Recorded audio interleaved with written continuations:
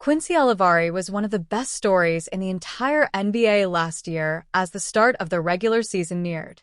An undrafted guard out of Xavier University, Olivari joined the Los Angeles Lakers Summer League squad and played well enough to earn a training camp invite. With the roster already full, the likelihood of Olivari making the team was slim, but that didn't stop him from putting his best foot forward throughout training camp and the preseason, earning praise from the coaching staff and his Lakers teammates. Ultimately, his hard work paid off as Olivari took great advantage of every opportunity he was given and wound up signing a two-way deal with the Lakers. While he barely appeared on the main roster, Olivari was excellent all season long in the G League with the South Bay Lakers as he averaged 17.5 points, for 0.9 rebounds, for 0.7 assists, and 1.2 steals in 32 games. Even though he would be released from his two-way deal during the season, Olivari's overall positive mindset really endeared him to the Lakers organization from the top down. 2024-25 highlight. Olivari's performance in the Lakers' third preseason game against the Milwaukee Bucks is what put him on the map as he scored 9 points in 11 minutes, leading a group of reserves on a massive 20-0 run to come back from a huge fourth-quarter deficit and pick up the win. But it was his game against the Golden State Warriors, in front of his idol Stephen Curry, in the Lakers' preseason finale that cemented him as a player deserving of a contract. Olivari led the Lakers with 22 points and 7 rebounds while knocking down 5 three-pointers. Not only did this performance lock him in as a player the Lakers had to keep around, but it also led to him receiving a deal with Curry's Under Armour brand in a truly full-circle moment. 2025-26 outlook. Olivari remains unsigned at the moment.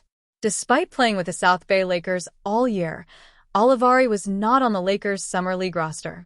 He wound up joining the Brooklyn Nets for Summer League, although did not get much of an opportunity to showcase his skills to the league.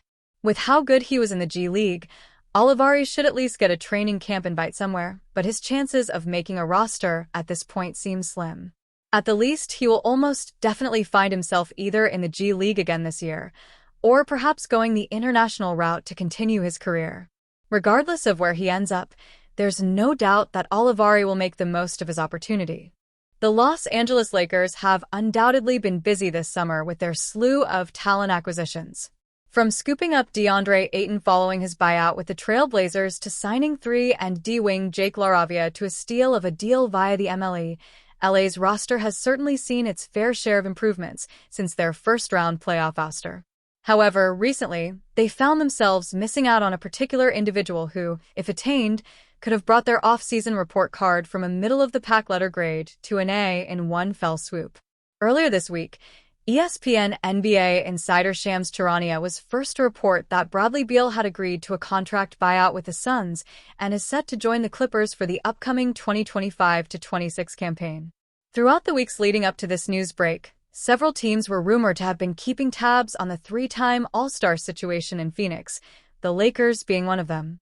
Following Beal's decision to bypass LeBron James and company and sign with their cross-city rivals, many have become quite vocal about how Los Angeles may have ultimately dodged a bullet with avoiding the signing of the veteran. Some have even argued that this decision by the Clippers could go down as the worst of the entire offseason. Of course, such talking points may be the result of raw emotions and the sour taste of Beal's reluctance to sign with the Lakers this summer, for, objectively speaking, his addition could have actually been a tremendous boon for the ball club. Lakers would have greatly benefited from Bradley Beal signing. Sure, the Lakers already have the proper amount of star power to potentially win an NBA title, as is with the likes of James and Luka Doncic leading the charge. That said, let's not pretend that their supporting cast is anywhere close to championship-worthy, particularly when it comes to their bench unit. Last season, Los Angeles sported the second-worst bench-scoring punch in the entire league with 26.2 points per game and the third-worst offensive rating of 50.0. During their ill-fated postseason run, they dropped down even further to just 11.0 points per game, worst in the league, and 39.0, respectively. Though Bradley Beal may be personally interested in trying to recapture his all-star level of play and, thus, may be viewed as more of a threat to serve as a starting option rather than a second-unit spark plug, It's important to understand that he's also attempting to convince the league that he's capable of aiding toward winning ways, something he hasn't done much of throughout his 13-year career. Filling in as a sixth man for the winningest franchise in NBA history on a roster that's currently eyeing title number 19 could have been a great way for him to do that, especially when considering all eyes are slated to be on this team next season, what with the rumors circulating that it could be LeBron's last. For a team in desperate need of adding offensive firepower off the pine like the Lakers, a proven 30-plus point per game scorer like Beal into the mix would have been a major get. Throughout his entire professional tenure, the 32-year-old sports impressive averages of 21.5 points on 46.4% shooting from the floor and 37.6% shooting from deep. Now, while his production undeniably dropped over the last couple of seasons while playing with the Suns, 17.6 points per game, it's important to realize that he was operating alongside two other score-first studs in Kevin Durant and Devin Booker, and without being accompanied by a legitimate setup artist to help get him clean looks. Yes, both LeBron and Luka are ball-dominant players who enjoy racking in points of their own, but they're well known for thriving in the distribution department, with the former averaging 7.4 assists per game for his career, while the latter finds himself dropping 8.2. If Beal were to have suited up alongside these two, it could have easily had him finding some of the cleanest scoring looks of his career, which, when coupled with his elite isolation game, would have been a godsend to have coming off the bench. Add all of this to the fact that, in the end, it only cost the Clippers $11 million over 2 years to lock down his services, and it only strengthens the fact that, had he opted to ink a deal with the far more famous Los Angeles-based team instead, the Lakers would have gotten a steal of a player who, in theory, could have addressed arguably their greatest weakness of bench scoring. The Los Angeles Lakers are clearly planning their future around generational superstar Luka Doncic. Ever since they acquired him from the Dallas Mavericks, the torch has been passed from LeBron James to Doncic as the face of the future. James has been a hot topic of conversation around the NBA over the last week or two. It is clear that the two sides are not on the same page and that the Lakers would rather move on from him. His contract will make moving on from him difficult. James is owed over $52.6 million for the upcoming season and is closing in on retirement. There is also no move that makes sense for Los Angeles when it comes to the team's future plans. What are those future plans? How do the Lakers plan on building around Doncic long-term? A new report has shared a vision that would include Los Angeles finding a way to bring in Denver Nuggets superstar Nikola Jokic to play alongside Doncic.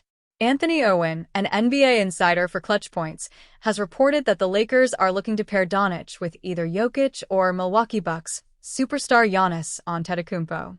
There's also no trade James would accept that would benefit the Lakers and fit their parameters as they look to pair Luka Doncic with either Giannis Antetokounmpo or Nikola Jokic. Erwin wrote Jokic and Doncic are known to be close friends. Both would have a strong interest in playing with each other at some point in their NBA futures. Being able to accomplish that goal while playing for a storied franchise like Los Angeles would be a dream come true. Thinking about Jokic joining forces with Doncic on the Lakers is crazy to imagine. However, the two playing together would give Los Angeles a very legitimate chance to bring another championship to the franchise. Doncic is coming off of a 2024-25 NBA season that saw him average 28.2 points, 8.2 rebounds, 7.7 assists, and 1.8 steals per game. Jokic, on the other hand, averaged 29.6 points, 12.7 rebounds, 10.2 assists, and 1.8 steals per game. While the Lakers clearly have dreams of pairing Doncic and either Jokic or Antetokounmpo, that won't be easy to turn into a reality. That being said, it's something to monitor closely moving into the future.